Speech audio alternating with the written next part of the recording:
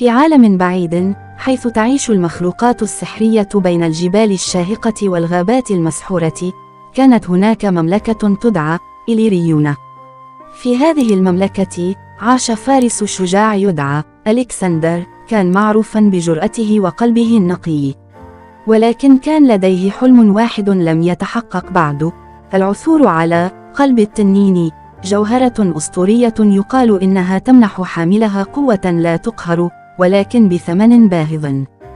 في أحد الأيام سمع ألكسندر عن مخلوق أسطوري يدعى التنين الأزرق، الذي قيل إنه يحرس قلب التنين في قمة جبل بعيد. قرر ألكسندر الشروع في رحلته الخطيرة للعثور على قلب التنين. حمل سيفه اللامع ودرعه المتين، وانطلق في رحلة استغرقت أياما وليالي، عبورا بالغابات الكثيفة والأنهار المتدفقة، متجاوزا الفخاخ والمخلوقات الغريبة. وفي يوم من الأيام، أثناء تسلقه جبلا شاهقا، وجد ألكسندر نفسه أمام كهف عميق يحيطه ضباب كثيف. دخل الكهف بحذر، وعندها شعر بوجود شيء ما يراقبه. فجأة ظهرت أمامه فتاة ذات جمال ساحر وعينين لامعتين كنجوم السماء. كانت تدعى إيلارا، وكانت حارسة التنين الأزرق. قالت إيلارا: أيها الفارس الشجاع، ما الذي جاء بك إلى هنا؟ أجاب ألكسندر: أنا أبحث عن قلب التنين، لأني أريد حماية مملكتي من الظلام الذي يقترب.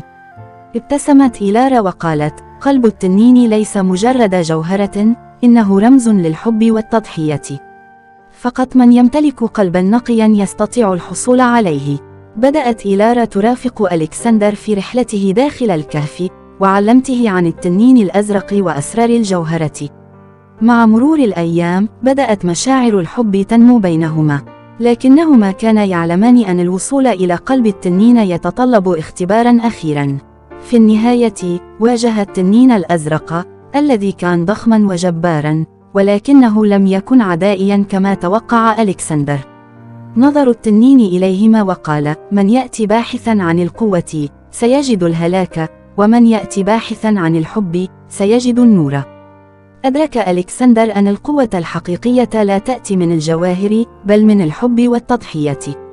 نظر إلى إيلارا وقال: لقد وجدت ما كنت أبحث عنه، ليس الجوهرة، بل الحب الذي يمنحني القوة.